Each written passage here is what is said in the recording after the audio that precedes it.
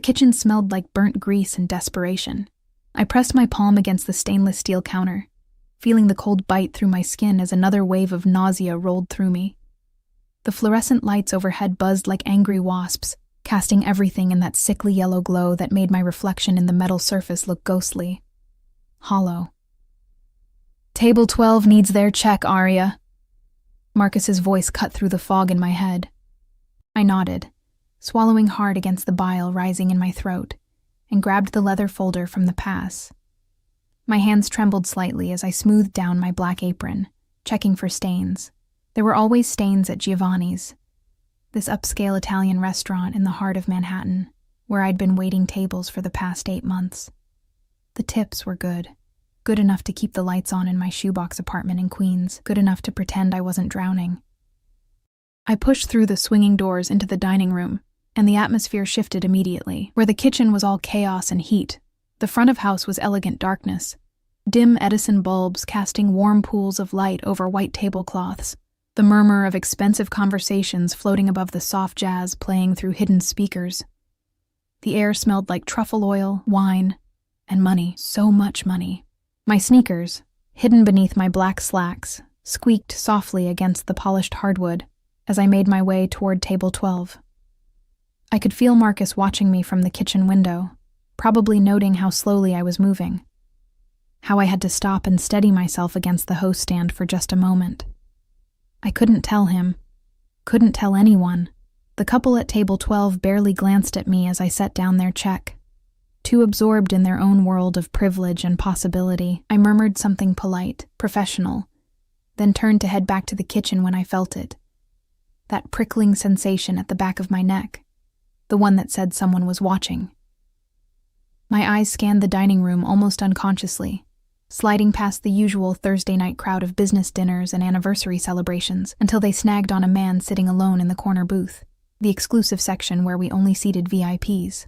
He was young, maybe early 30s, with dark hair styled in that effortlessly expensive way that suggested a personal barber. His suit was black, perfectly tailored, the kind you saw in magazines but never in real life. At least not in my life. A wine glass sat untouched before him, and his attention was fixed on his phone, but something about his stillness felt predatory, controlled. Even from across the room, I could sense the power radiating off him like heat. "That's Mr. Valentino's table," Sophia whispered, appearing at my elbow.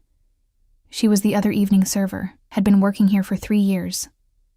"Don't stare. Just don't. Who is he?" I breathed, unable to look away. "You don't want to know."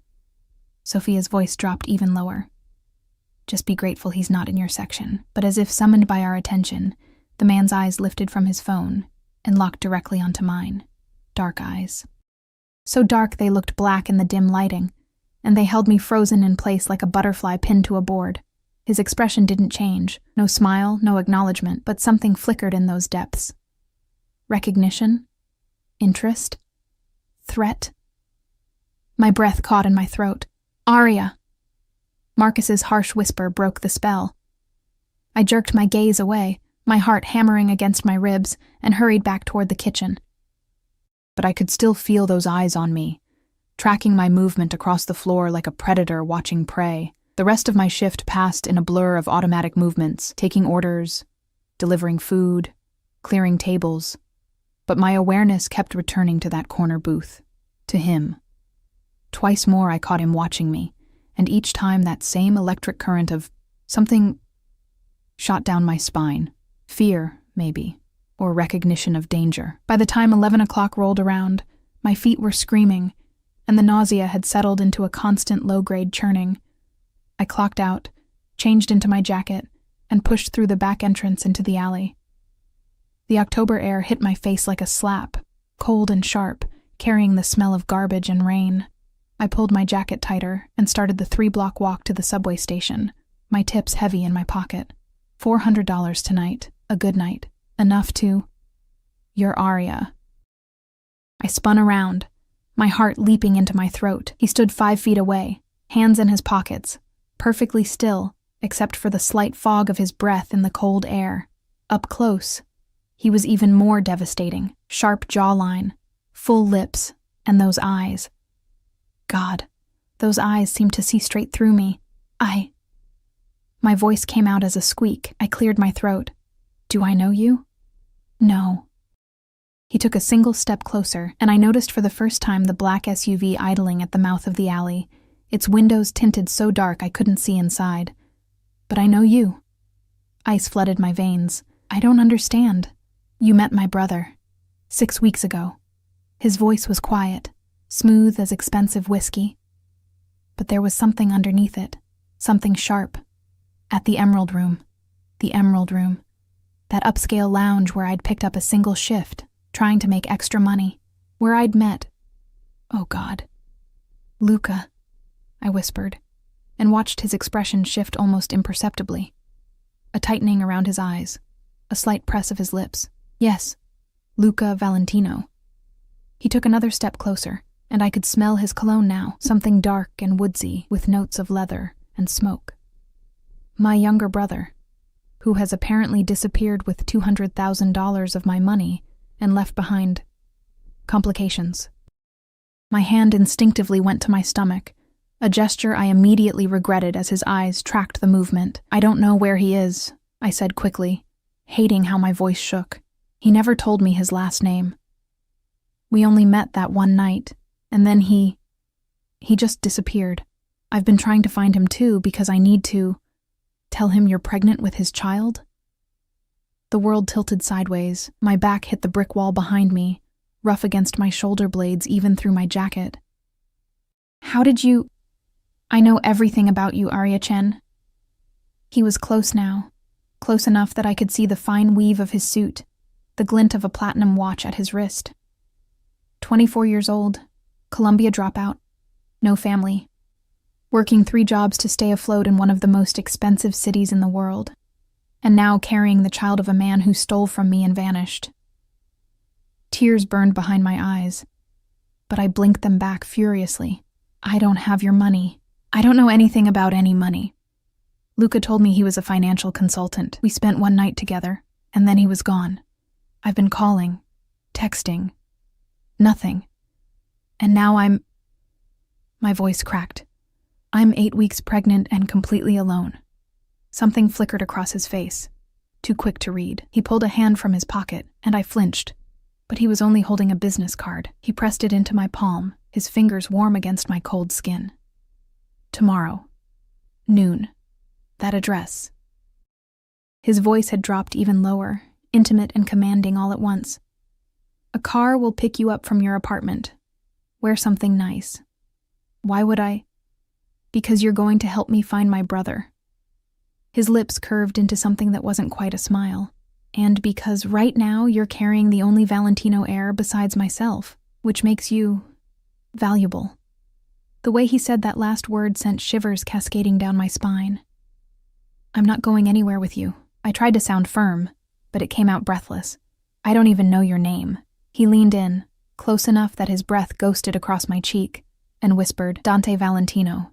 And you will come tomorrow, Arya, because if you don't... He pulled back slightly, and I saw it then. The darkness beneath the civilized surface. The barely leashed violence, the absolute certainty that he always got what he wanted. If you don't, he continued softly, I'll have to come get you myself, and I promise you won't like the methods I use when people make me chase them. Then he was gone, melting back into the shadows, the SUV's engine purring to life. I watched it glide away into the Manhattan night, leaving me trembling against the brick wall with his business card clutched in my fist. I looked down at it with shaking hands. Dante Valentino, CEO, Valentino Enterprises. No phone number, just an address in Tribeca. I walked to the subway in a daze, barely noticing the other late-night commuters, barely feeling the rocking of the train beneath my feet. My apartment was dark and cold when I finally stumbled through the door, and I sat on my second-hand couch for a long time, staring at that card. Everything Luca had told me was a lie. Financial consultant, working on a big deal, had to travel for work, all lies. And now his brother, this terrifying, magnetic man who looked at me like I was a puzzle he intended to solve, wanted me to help him. Wanted me to... What? Betray the father of my child? I pressed my hand to my stomach, feeling nothing yet. Just the slight bloat that could have been anything. You're carrying the only Valentino heir besides myself. What kind of family had I gotten tangled up with? I should have been scared. I was scared. But underneath the fear was something else. A treacherous flutter of awareness. The way Dante's eyes had held mine. The barely controlled power in his stillness. The promise of danger wrapped in expensive clothing. I had until noon tomorrow to decide. As I lay in bed that night, sleepless and spinning, I kept seeing his face, kept hearing his voice, kept remembering the way he'd said my name, like he'd been tasting it, testing it. Arya. And despite everything, despite the fear and the confusion and the absolute insanity of the situation, I knew I would go. God help me, I knew I would go. The black Mercedes arrived at 11:30, idling outside my building like a sleek predator. I watched it from my third-floor window, my stomach churning with anxiety that had nothing to do with morning sickness. I'd spent the entire morning trying on the 3 decent dresses I owned, finally settling on a simple navy sheath that at least looked professional, even if it was from Target. My hands trembled as I applied mascara, smudging it twice before getting it right. What am I doing? But I knew what I was doing. I was out of options, out of money, or I would be soon, out of choices. And whether I liked it or not, the man growing inside me connected me to the Valentino family now. To Luca, who had disappeared, and to Dante, who seemed to exist in a realm of power and danger I couldn't begin to comprehend. My phone buzzed. An unknown number. The car is waiting. No signature. No explanation needed. I grabbed my purse, worn leather that had seen better days, and headed downstairs, each step feeling like walking toward an edge I couldn't see. The driver stood beside the Mercedes, a mountain of a man in a black suit and sunglasses despite the overcast sky. He opened the rear door without a word, his face expressionless. The interior smelled like leather, and something expensive I couldn't name. The seats were butter soft, the windows tinted so dark the world outside looked like a shadow play. As soon as my door closed, we were moving, gliding through Queens traffic with a smoothness that felt surreal. I tried to track where we were going, but after the first few turns, I lost my bearings. We crossed a bridge, the Queensboro, I thought, and then we were in Manhattan, weaving through streets that grew progressively more expensive. The buildings got taller, shinier, more imposing. Finally, we pulled up in front of a converted warehouse in Tribeca, all exposed brick and floor-to-ceiling windows. The kind of building that got featured in architecture magazines. The kind of building where a single floor probably cost more than I'd earn in 10 years. The driver opened my door, and I stepped out onto the sidewalk, my cheap flats looking pathetic against the pristine concrete. Another man in a black suit stood at the entrance. Security, I realized. He spoke into his wrist as I approached, and the glass door buzzed open. The lobby was all industrial chic, polished concrete floors, exposed steel beams, modern art that probably cost more than a car. A private elevator stood open, waiting. I stepped inside, and it began ascending without me touching a button. My reflection stared back at me from the mirrored walls, pale, dark circles under my eyes, hair pulled back in a simple ponytail because I didn't have time to style it properly. I looked exactly like what I was. A broke waitress way out of her depth. The elevator opened directly into a penthouse, and I stepped into a space that stole my breath. Floor-to-ceiling windows offered a panoramic view of Manhattan, the city spreading out below like a kingdom. The furniture was all clean lines and expensive fabrics, charcoal grays, deep blacks, touches of steel. Everything looked like it belonged in a museum, untouchable and perfect. Miss Chen. I turned to find a woman in her 50s, elegantly dressed in a cream blouse and tailored pants, her silver hair swept into a sophisticated twist. She smiled, but it didn't quite reach her eyes. "I'm Mrs. Chen, no relation," she added with practiced humor. "Mr. Valentino's personal assistant. He's on a call but will join you shortly. May I offer you something to drink? Water? Tea? Water is fine. Thank you." My voice sounded small in this vast space. She disappeared through a doorway, leaving me standing awkwardly in the center of the room. I didn't dare sit on the pristine furniture, didn't dare touch anything. I wrapped my arms around myself and walked toward the windows, drawn by the view. From up here, the city looked almost beautiful, the chaos and grime invisible, replaced by a glittering expanse of possibility. From up here, you could pretend the world was clean and ordered and under control. It's a lie, you know. I spun around. Dante stood in a doorway I hadn't noticed before, dressed more casually than last night. Black jeans, a charcoal Henley that clung to his frame, showing the lean muscle underneath. His feet were bare against the concrete floor, and somehow that detail made him seem more dangerous, more real. What is? I managed. The view. The illusion of order. He moved toward me with that same controlled grace I'd noticed last night, like every movement was calculated, precise. From up here, you can't see the blood in the streets, the bodies in the alleys, the way the city devours people. He stopped a few feet away, close enough that I had to tilt my head back to meet his eyes. In the natural light streaming through the windows, I could see flecks of gold in the darkness of his irises, could see the faint scar cutting through his left eyebrow. "Why am I here?" I asked, proud that my voice didn't shake. "I told you, to help me find my brother. I don't know where he is." "No." He studied my face with an intensity that made heat crawl up my neck. "But you knew him, spent time with him. People reveal things without realizing it. Preferences, patterns, fears. You're going to tell me everything about your night together. Every detail, no matter how insignificant it seems." The way he said everything made my skin prickle with awareness. Mrs. Chen reappeared with a glass of water on a small tray. I took it gratefully, needing something to do with my hands. She vanished again, silent as a ghost. "Sit," Dante said, gesturing to the charcoal sofa. It wasn't a request. I sat, perching on the edge, the glass cold against my palms. He took the armchair across from me, leaning back with deceptive casualness, one ankle resting on his opposite knee, but his eyes never left my face. "Start from the beginning," he commanded softly. "How did you meet?" I took a sip of water, buying time. I was working a shift at the Emerald Room. It was my first night there. A friend got me in as extra help for a private event. Luca was at the bar. He smiled at me. And we talked. Just small talk at first. He was charming, funny, said he worked in finance. We talked about the city, about dreams. I swallowed hard.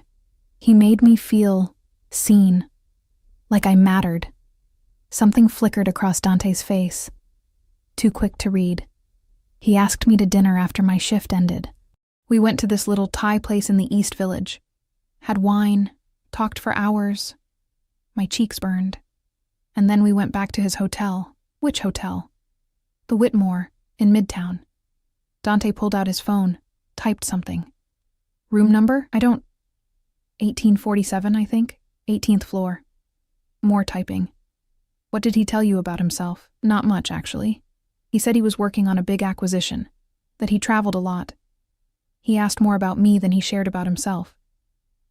I paused, remembering. He got a phone call around 2 a.m. He took it in the bathroom, but I heard him arguing with someone. When he came back, he seemed tense, distracted. Dante leaned forward slightly, his attention sharpening. "Did you hear any of the conversation?" "Just fragments. Something about a shipment. And a name. Marco, maybe. He kept saying he had it handled."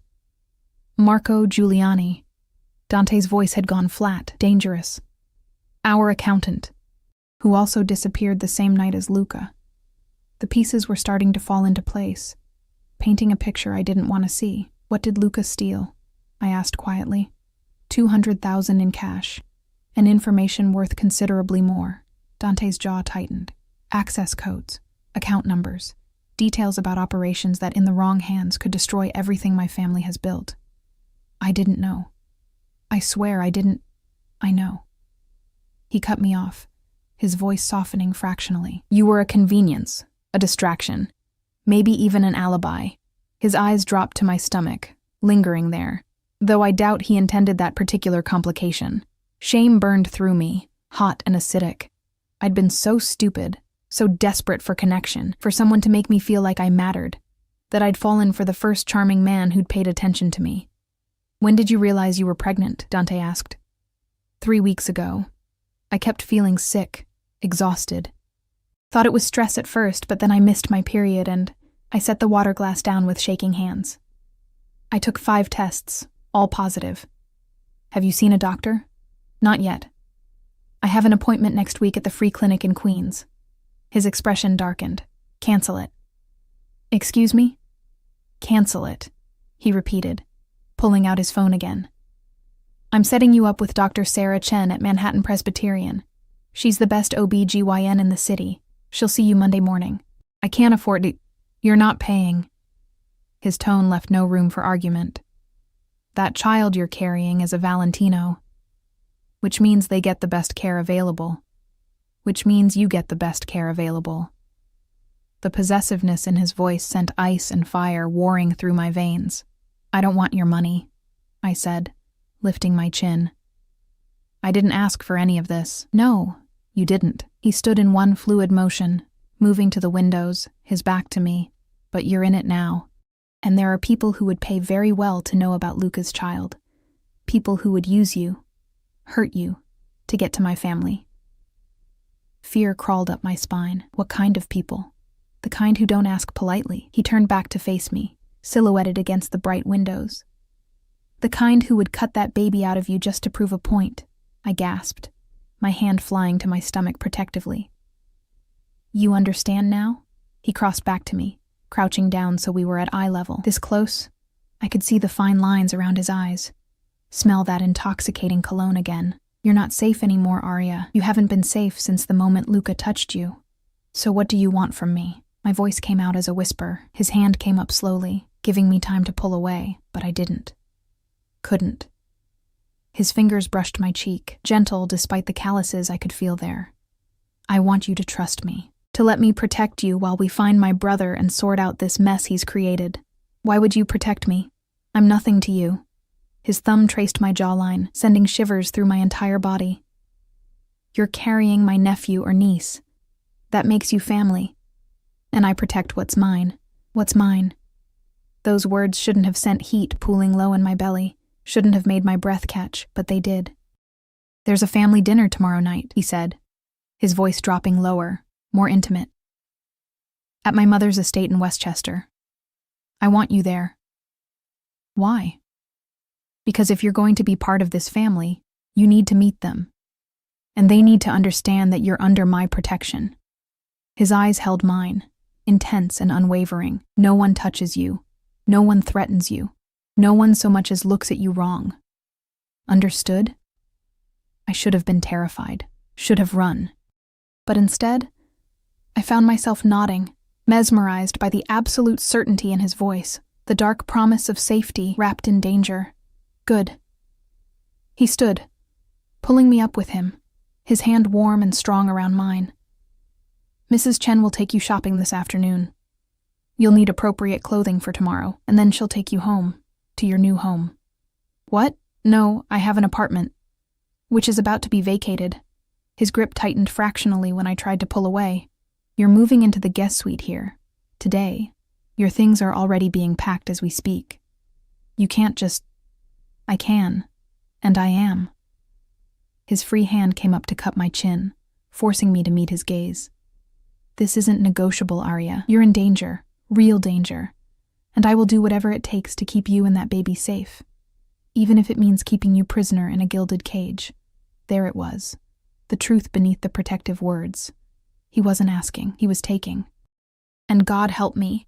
Part of me wanted to be taken. The guest suite was larger than my entire apartment. I stood in the doorway, taking in the king-sized bed with its charcoal duvet, the sitting area with floor-to-ceiling bookshelves, the ensuite bathroom visible through an open door. All marble and chrome. My few belongings looked pathetic, scattered across the pristine white dresser. A canvas tote bag with my toiletries, 3 days' worth of clothing. The photograph of my parents, taken 2 months before the car accident that killed them when I was 19. This is temporary, I told myself, but the words felt hollow. Mrs. Chen had been efficient and terrifyingly thorough during our shopping trip. We'd hit stores I'd only ever walked past. Bergdorf Goodman, Saks, boutiques in Soho where a single dress cost more than my monthly rent. She'd selected clothing with a practiced eye. Elegant dresses, tailored pants, soft sweaters in jewel tones that brought out my eyes. When I'd protested the expense, she'd simply smiled that pleasant, empty smile and said, "Mr. Valentino insists." Everything was charged to an account I never saw. Now those shopping bags sat in the corner of this beautiful prison, and I felt the walls closing in despite the space. I walked to the windows, smaller than the ones in Dante's living area but still offering a view of the city, and pressed my forehead against the cool glass. What was I doing? I should have said no, should have run. But where would I run to? And how long before whoever Dante was afraid of found me? People who would cut that baby out of you just to prove a point. My hand found my stomach again.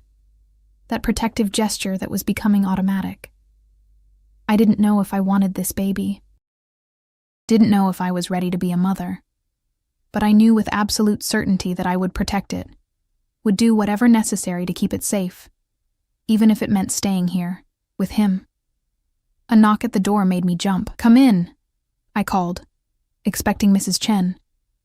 But it was Dante who entered, changed now into a black suit, his hair slightly damp like he'd just showered. He carried a small velvet box that made my stomach drop. "We need to talk about tomorrow," he said, closing the door behind him. The click of the latch felt final. "Okay."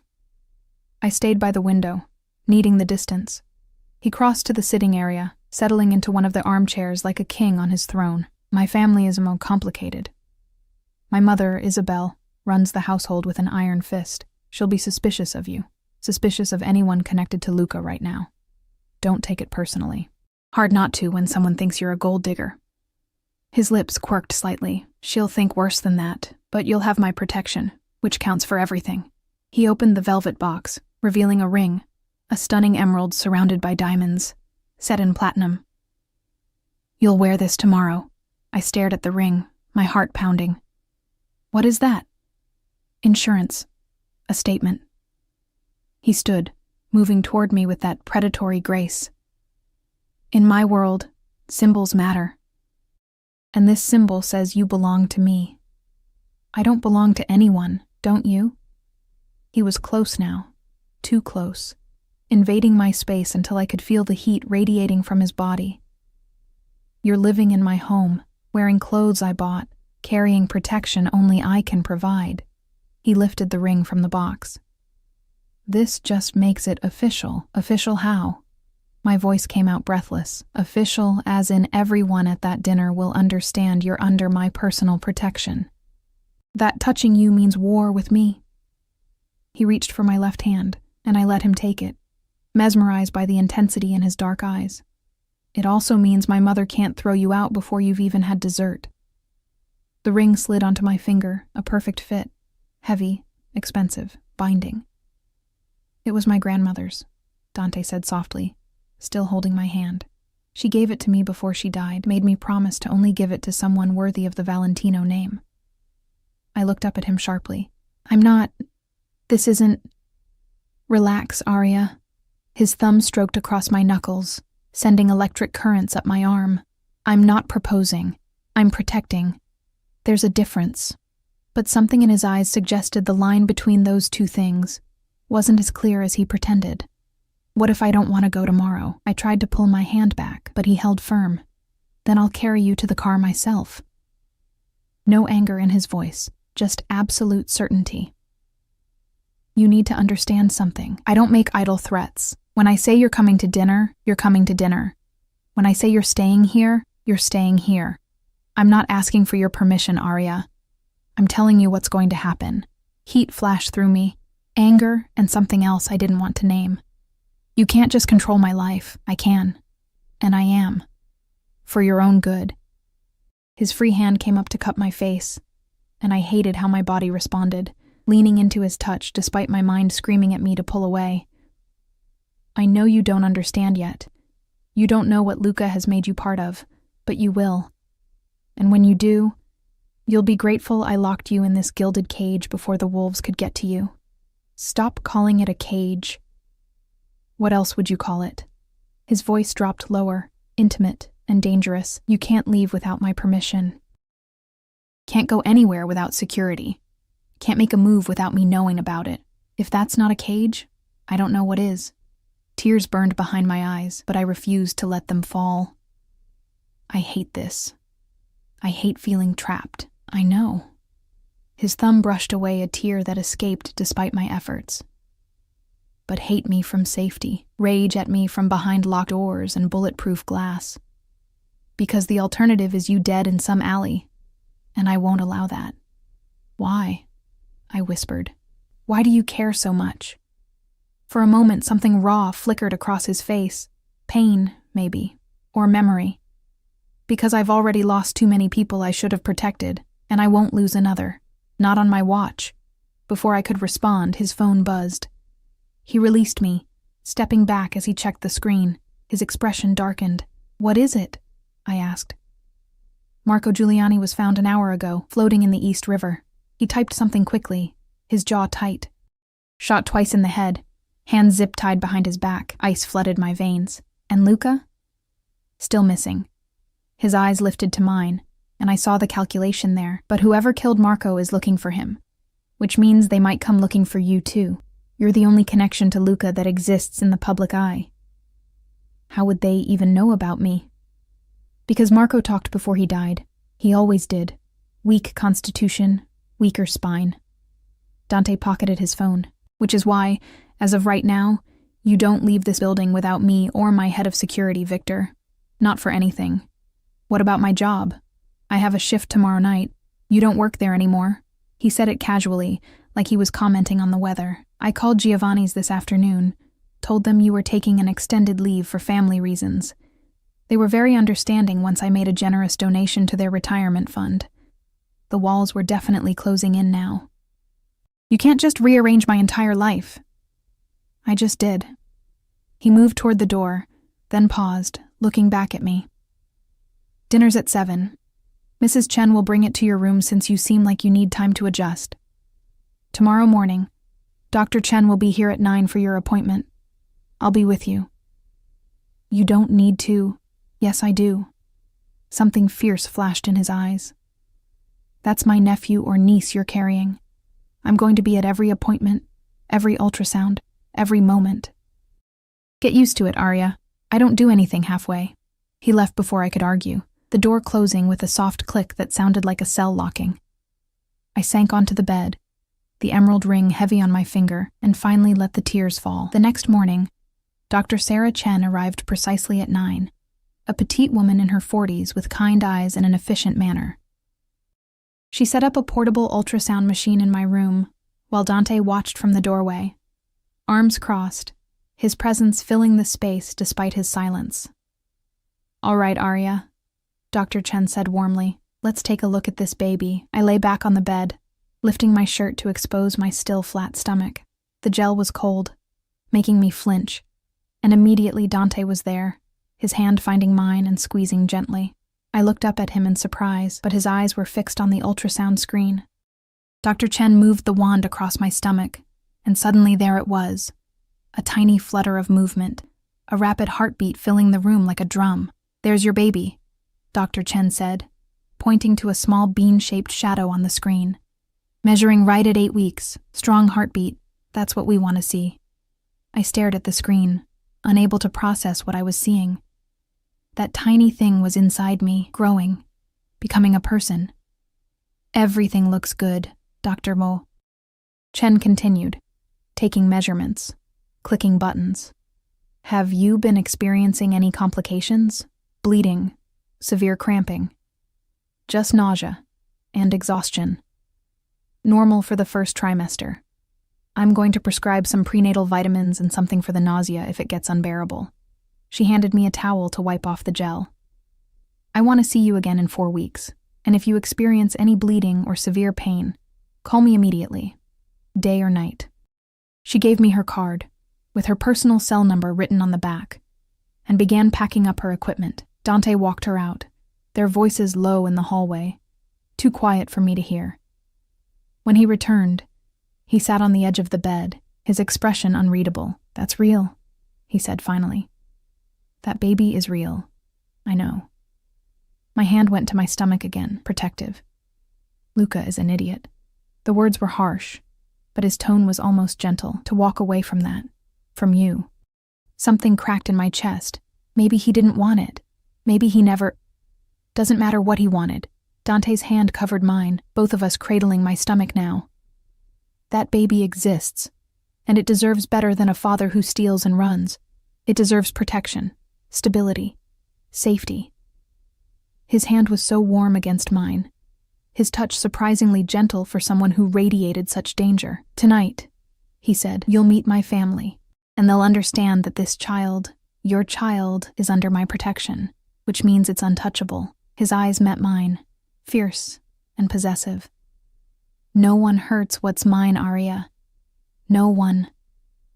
There it was again, mine, and despite everything, despite the fear and the confusion and the absolute insanity of the situation, I found myself believing him, found myself wanting to believe that this dangerous, beautiful man could actually keep us safe. Even if safety meant surrendering my freedom. Even if it meant becoming his. Mrs. Chen appeared in the doorway. Mr. Valentino, the car will be ready at 5. I've laid out Miss Chen's dress for this evening. Thank you, Mrs. Chen. He stood, looking down at me. Rest this afternoon. Tonight is going to be... intense. After he left, I found the dress hanging in the closet, a deep burgundy silk that probably cost more than I used to make in a month. Elegant, sophisticated. The kind of dress that belonged in a world I'd only ever glimpsed from the outside.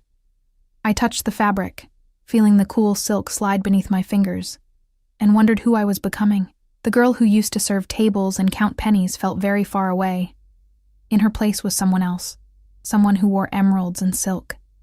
Someone protected by a Mafia boss who looked at her like she was a treasure worth killing for. Someone trapped in a beautiful cage. And the most terrifying part? I wasn't sure I wanted to escape anymore.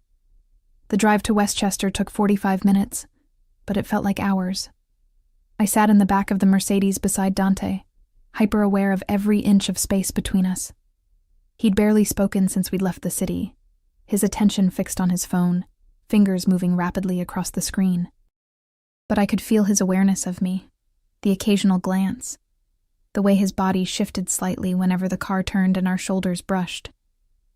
I smoothed the burgundy silk over my knees for the 100th time, the emerald ring catching the late afternoon light.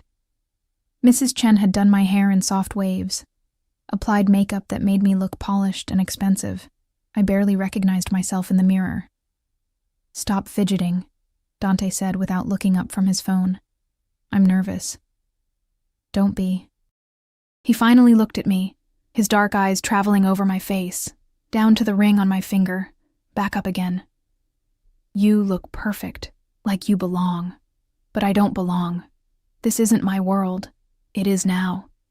He pocketed his phone and shifted to face me fully.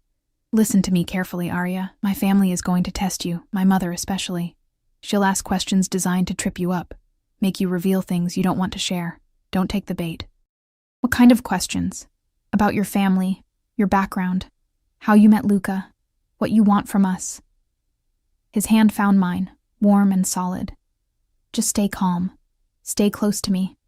And remember, you're there because I want you there. That's all the justification you need. The car turned onto a private road flanked by towering oak trees, their branches creating a canopy overhead. Through gaps in the foliage, I caught glimpses of a massive estate, stone and glass, sprawling across manicured grounds like something out of a magazine. That's home, Dante said, following my gaze. Where I grew up, where Luca grew up. Something tightened in his expression. Where he should be right now, answering for what he's done. The car pulled up to a circular driveway in front of the main entrance. 2 men in suits stood flanking the door, security, obviously. Victor emerged from a second SUV that had followed us, his massive frame moving with surprising grace as he scanned the perimeter. Stay behind me until we're inside, Dante instructed, opening his door. I followed him out, my heels clicking against the cobblestones. The October air was crisp here, carrying the scent of wood smoke and dying leaves. Beautiful and melancholy all at once. The front door opened before we reached it, revealing an older woman in a black dress, a housekeeper, I assumed. She nodded to Dante with obvious respect, her eyes flickering to me with undisguised curiosity. "They're in the drawing room, Mr. Dante," she said in accented English. Italian, maybe. "Thank you, Maria." Inside was even more impressive than outside. Marble floors, crystal chandeliers, artwork that belonged in museums. But it was cold somehow, despite the obvious wealth. Like a mausoleum dressed up as a home. Dante's hand found the small of my back, warm through the silk of my dress, guiding me down a long hallway. I could hear voices ahead, multiple conversations layering over each other, the clink of glasses, laughter that sounded sharp. We entered a massive room with floor-to-ceiling windows overlooking gardens that stretched toward woods in the distance. About 20 people milled around, all dressed in expensive clothing, all holding drinks. The conversations died the moment we appeared. Every eye turned to us, to me. "Dante!" A woman's voice cut through the silence. She glided toward us, and I recognized power when I saw it, mid-50s. Elegant in a way that suggested old money and older traditions. Her dark hair was swept up, her dress a deep emerald that matched the ring on my finger. Probably not a coincidence. "You're late." "Traffic, Mother." Dante's hand tightened slightly on my back. "May I introduce Aria Chen? Aria, this is my mother, Isabel Valentino." Isabel's eyes raked over me, cold and assessing. "Chen, Chinese. My father's family was from Shanghai," I said, lifting my chin. "My mother was Irish-American." "Was?" She caught the past tense immediately. "They died 6 years ago. Car accident." Something flickered in her expression, too quick to read. "I see. And how exactly do you know my son?" "Which one?" The words were out before I could stop them, and I felt Dante stiffen beside me. A tense silence filled the room. Then Isabel's lips curved into something that wasn't quite a smile. "Bold. I can appreciate that." She took a sip of her wine, her eyes never leaving my face. "Though boldness without wisdom is just foolishness. Tell me, Miss Chen, where is my younger son? I don't know." "Don't you?" She moved closer, and I caught her perfume, something French and expensive. "You spent the night with him. Surely he mentioned something about his plans. He told me he was a financial consultant, that he traveled for work, that was all." I felt heat creeping up my neck but held her gaze. "I didn't know about any of this, about your family, about the money, about the fact that you're now carrying a Valentino heir." She glanced at my stomach, and I realized Dante must have told her. How convenient. "Mother." Dante's voice held a warning. "What? I'm supposed to welcome this girl with open arms because she claims to be pregnant with Luca's child? For all we know, this is exactly what Luca planned. Leave behind a mess for us to clean up while he disappears with our money. It's not like that," I said, my voice shaking. "I didn't even know I was pregnant until 3 weeks ago, and I've been trying to find Luca ever since." "Of course you have. Because you need money." Isabel's smile turned sharp. "How much were you hoping for? A few thousand to make you go away? Or were you planning to bleed us dry over 18 years of child support?" Rage flooded through me, hot and cleansing. "I don't want your money. I never asked for any of this, and if I'd known what kind of family Luca came from, I would have run the other direction. And yet, here you are, in my home, wearing my mother-in-law's ring." She looked at Dante. "Really, darling? Your grandmother's emerald? For this?" "For the mother of my nephew or niece," Dante said coolly. "Show some respect, Mother, or have you forgotten what family means?"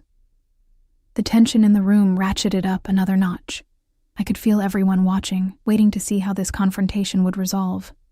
"I haven't forgotten," Isabel said softly, dangerously, "which is why I question bringing an outsider into our midst when one of our own has betrayed us." "How do we know she's not part of whatever Luca is planning?" "Because I've had her investigated. Background checks, financial records, social media history, everything." Dante's hand slid around my waist, pulling me against his side, claiming me. "She's exactly what she appears to be. A girl who made a mistake with the wrong man and is now paying the price. Paying the price by living in your penthouse, wearing designer clothes, having access to our family?" Isabel shook her head. "You're too trusting, Dante, just like your father was. And look where that got him. The room went silent. Dead silent. Dante's entire body went rigid beside me. When he spoke, his voice was ice. Don't. Someone has to say it. Isabel drained her wineglass. Your father trusted the wrong people. Let outsiders get too close, and it cost him his life. I won't watch you make the same mistake.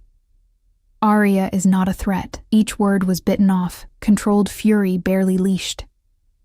She's under my protection, which means she's off limits to your paranoia and your tests. Are we clear? Mother and son stared at each other, a battle of wills playing out in silence. Finally, Isabel inclined her head slightly. Crystal clear. Though I hope you know what you're doing, darling. For all our sakes. She turned and walked away, the crowd parting for her like water. I realized I'd been holding my breath and let it out slowly, my knees weak. I should go. I shouldn't have come. You're not going anywhere. Dante's arm tightened around my waist. You're exactly where you need to be. Dante. An older man approached, his suit immaculate, his hair silver at the temples. Introduce me to your guest. Arya, this is my uncle, Antonio Valentino, my father's younger brother. Dante's tone had warmed slightly. Uncle, this is Arya Chen. Antonio took my hand, bending over it with old-world courtesy. A pleasure, my dear. Please don't let Isabel intimidate you. She's protective of family, sometimes to a fault. She thinks I'm after your money, I said bluntly. Of course she does. Everyone is after our money. He smiled, and it reached his eyes. The first genuine warmth I'd encountered since arriving. But Dante is an excellent judge of character. If he's brought you here, there's a reason, and that's good enough for me. Over the next hour, I met cousins, business associates, family friends, a dizzying array of faces and names I'd never remember. Most were polite, but distant. A few were openly curious. All of them looked at the ring on my finger with varying degrees of interest or suspicion. Through it all, Dante never left my side. His hand stayed on my back, my waist, my elbow, constantly touching, constantly claiming, making it clear to everyone in the room that I was under his protection. When dinner was announced, he guided me to the formal dining room, another massive space with a table that could seat 40. He pulled out my chair personally, settling me between himself and Antonio. Isabel sat at the head of the table, her expression unreadable. The meal was elegant, course after course of Italian cuisine that probably cost more than my monthly salary used to be. I picked at my food, too nervous to eat much despite how delicious everything was. You need to eat, Dante murmured, cutting a piece of chicken and holding the fork to my lips. For the baby. Heat crawled up my neck as I opened my mouth, accepting the food. The gesture was intimate, possessive, and every eye at the table watched it happen. Isabel's wineglass paused halfway to her lips. How attentive. I take care of what's mine, Dante said calmly, offering me another bite, that phrase again. What's mine? And the terrifying part was how natural it was starting to feel. How right. Halfway through the main course, a phone buzzed. Multiple phones, actually. Dante pulled his out, and I watched his expression transform, going from controlled warmth to cold fury in an instant. Excuse me, he said, standing abruptly. He looked at Antonio. With me. They disappeared through a side door, along with two other men I'd been introduced to as business associates. The room felt smaller, more threatening, without Dante's presence. So, Miss Chen, Isabel dabbed her lips with her napkin. Tell us about yourself. What did you do before you became entangled with my family? I was a student at Columbia, dropped out after my parents died to work full-time. I forced myself to meet her gaze. I've been working 3 jobs to stay afloat. 3 jobs. How industrious. She tilted her head. And what were your plans before Luca complicated them? To survive. To save enough money to finish my degree. To build a life. My hand found my stomach under the table. Those plans haven't changed. Just evolved. Evolved into living off my son's charity? Mother! A young woman down the table, early 20s with Dante's dark eyes, spoke up. That's uncalled for. Is it, Francesca? This girl shows up claiming to be pregnant with your brother's child, moves into Dante's penthouse, and wears your great-grandmother's ring. Forgive me for being suspicious. Maybe you should be suspicious of Luca, Francesca shot back. He's the one who stole from us and disappeared. She's just collateral damage. Isabel's expression hardened, but before she could respond, the door burst open. Dante strode in, his face a mask of controlled rage. Behind him, Victor moved with purpose, speaking quietly into his wrist. "We're leaving," Dante said, his hand closing around my upper arm and pulling me to my feet. "Now, what's happened?" Isabel stood, alarm flashing across her face. Someone just tried to grab Arya's roommate from her apartment in Queens. His grip on my arm tightened, asking questions about Arya, about where she is. His eyes met his mother's. "Still think she's part of Luca's plan?"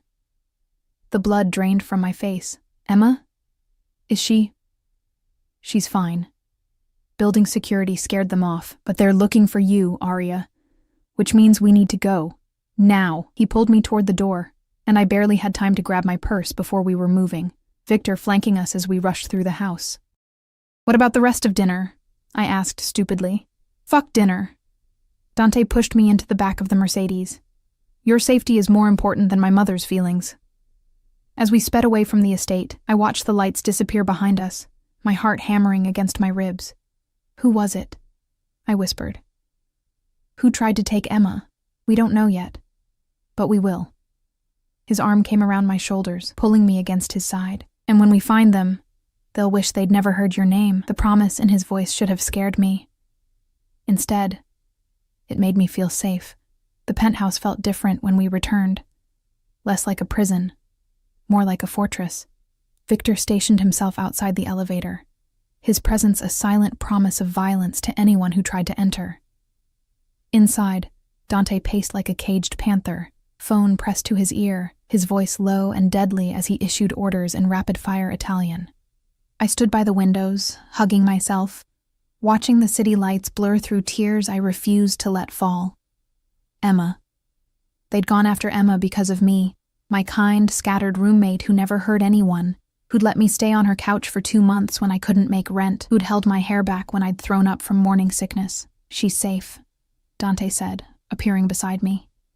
I hadn't heard him approach. "I've moved her to a hotel in Midtown. She has 2 guards outside her door, and has been told not to leave until I say otherwise. She must be terrified. She's alive. That's what matters." His hand found my shoulder, warm and grounding. "And she'll stay that way as long as she follows instructions." I turned to face him, anger flashing through my fear. "This is insane. People are being threatened because I slept with your brother once, because I'm pregnant with a baby I didn't even plan. How is any of this fair?"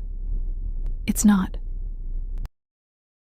His hands cupped my face, forcing me to meet his eyes. "Nothing about this is fair, Arya. But fair doesn't matter in my world. Only survival matters, only power matters." His thumbs stroked across my cheekbones. "And right now, you have my power protecting you. That's the only thing keeping you alive. I never asked for this. No, you didn't. But you have it anyway." He leaned closer, his breath ghosting across my lips. "And I'm not letting you go. Not until Luca is found. Not until every threat is neutralized. Not until that baby is born safe and healthy. And after that," my voice came out as a whisper. Something dark and possessive flashed in his eyes. "We'll see." His phone buzzed again, breaking the moment. He released me, stepping back to answer it, and I wrapped my arms around myself, suddenly cold despite the warmth of the room. Over the next 3 days, the penthouse became my entire world. Dante worked from home, his office door open so he could see me moving through the space. Meals appeared at regular intervals, prepared by a chef I never saw. Dr. Chen came by twice to check on me, her kind eyes worried despite her professional smile. And every night, I lay in my beautiful prison, staring at the ceiling, feeling the baby growing inside me, and wondering how my life had spiraled so completely out of control. On the 4th morning, I woke to find Dante standing in my doorway, dressed in all black, his expression grim. "We found him," he said simply. My heart stopped. "Luca?" Get dressed. You're coming with me." 20 minutes later, I sat in the back of the Mercedes, Dante beside me, Victor driving. We headed downtown, into neighborhoods I recognized from my waitressing days. Industrial, rough, the kind of places tourists avoided. "Where is he?" I asked. "A warehouse in Red Hook. He's been hiding there for weeks, apparently. Living like a rat." Dante's jaw tightened. Marco gave him up before he died. Thought it might save him. Did it? No. The word hung in the air between us, heavy with implications I didn't want to examine too closely. The warehouse was exactly what I'd expected. Rusted metal, broken windows, graffiti crawling up the walls. 3 black SUVs were already parked outside, men in suits standing guard. They nodded to Dante as we approached, their faces carefully blank. "Stay close to me," Dante instructed, his hand finding mine. "Don't speak unless spoken to, and no matter what you see in there, don't scream. Understood?" Fear crawled up my spine, but I nodded. Inside, the warehouse was vast and mostly empty, our footsteps echoing off concrete floors and metal beams. In the center, illuminated by a single hanging bulb, a figure sat tied to a chair. Luca. He looked nothing like the charming man I'd met at the Emerald Room. His designer clothes were filthy and torn, his face bruised and swollen, blood crusting at the corner of his mouth. When he saw us approaching, something like hope flickered in his eyes. "Dante," he croaked, "thank God. I can explain." "Shut up." Dante's voice was flat, emotionless. He pulled me forward until we stood directly in front of Luca. "Look at her. Really look at her." Luca's eyes found mine, and I watched recognition dawn, then confusion, then horror, as his gaze dropped to my stomach. "No," he whispered. "No, that's not. She's 8 weeks pregnant with your child," Dante said conversationally, like he was discussing the weather. "The child you created and then abandoned when you stole from our family and ran like a coward. I didn't know. I swear. I didn't." Luca struggled against his restraints. "Aria, please. You have to believe me. I never meant for any of this to happen." "What did you mean to happen?" My voice surprised me with its steadiness. "When you lied to me about who you were? When you used me as an alibi while you robbed your own family? What exactly was your plan, Luca?"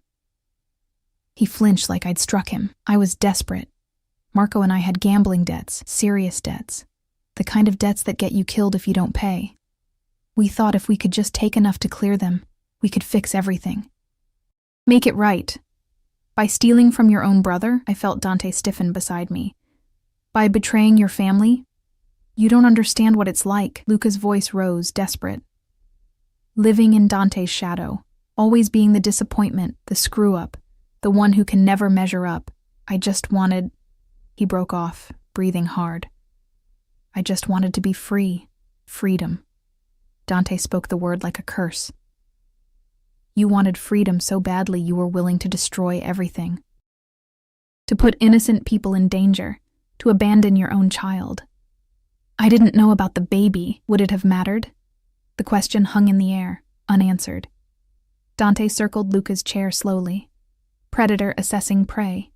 "Here's what's going to happen. You're going to return every penny you stole, which my people have already retrieved from your pathetic hiding places, by the way. You're going to disappear, change your name, leave the country, whatever you want. But you're never coming back.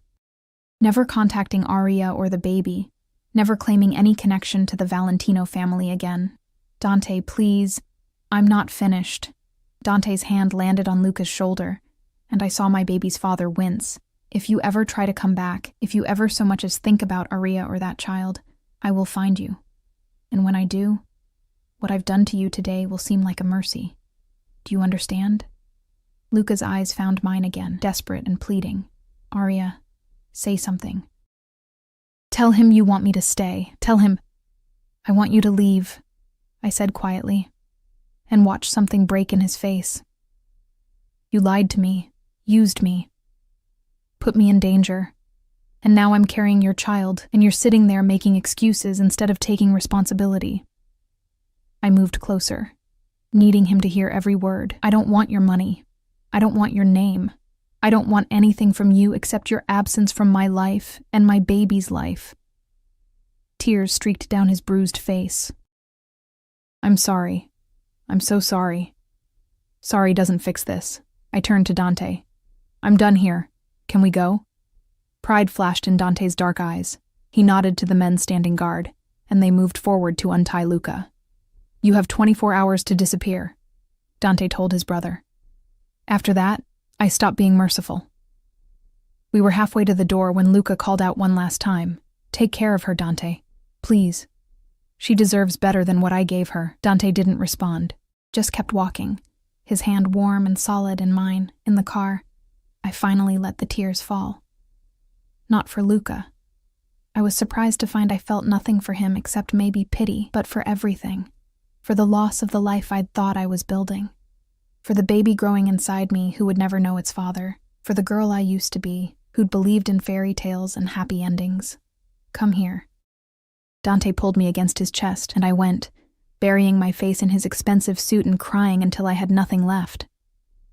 When I finally pulled away, mascara probably streaked down my face. He was watching me with an expression I couldn't read. "What happens now?" I asked. "Now?" His thumb brushed away a tear from my cheek. "Now you move forward. You have this baby. You build a new life. A better life. With you hovering over me like a bodyguard?" "Yes." No hesitation. "I told you, Arya. I protect what's mine, and whether you like it or not, you're mine now. I'm not a possession. No, you're not." His hand cupped my jaw, tilting my face up to his. "You're something far more dangerous. You're an obsession." My breath caught. "Dante, I know it's wrong. I know this whole situation is insane. You're pregnant with my brother's child. You should be off limits in every possible way." His eyes searched mine, intense and unwavering, "But I can't stop thinking about you. Can't stop wanting to protect you.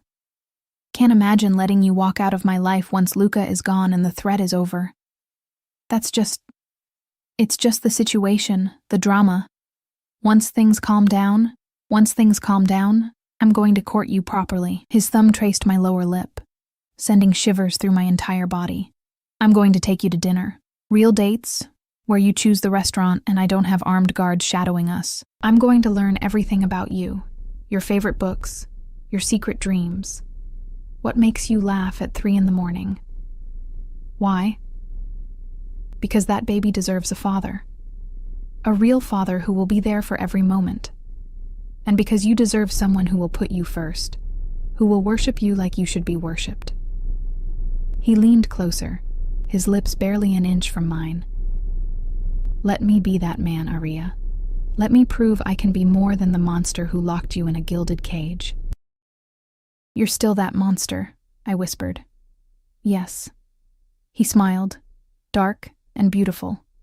"But I'm your monster now, and I take care of what's mine." This time, when he claimed my mouth in a kiss, I didn't pull away, didn't protest. I kissed him back with all the desperation and need and confusion swirling inside me, because he was right. This was insane, wrong in every possible way. But it was also somehow inevitable. 6 months later, I stood in the same penthouse, my stomach round with pregnancy, watching snow fall over Manhattan. Behind me, Dante wrapped his arms around my waist, his hands cradling the bump where his nephew, we'd found out it was a boy, kicked and rolled. "He's active tonight," Dante murmured against my ear. "He knows his uncle's voice." I leaned back into his warmth. "He always responds when you talk, smart kid." We'd fallen into an unexpected rhythm over the months. True to his word, Dante had courted me, slowly, carefully, with a patience I hadn't known he possessed. Dinners where we talked for hours, walks through Central Park with Victor trailing discreetly behind, nights watching old movies on his ridiculously expensive couch, his hand finding mine in the darkness. He'd been there for every doctor's appointment, every ultrasound, every middle-of-the-night craving run. He'd held my hair when morning sickness struck. He'd assembled the crib in the nursery he'd had designed, all soft blues and whites, with a mobile of stars that played Brahms's lullaby. And somehow, impossibly, I'd fallen in love with him, not despite the danger and the darkness and the possessiveness, but because of the man beneath all that, the man who read to my belly every night, who'd tracked down my father's favorite cookbook from childhood and hired a chef to recreate the recipes, who'd held me through panic attacks about becoming a mother when I had no idea what I was doing. I have something for you, Dante said now, releasing me to retrieve a small box from his pocket. My heart stuttered. Dante, it's not what you think. Not yet.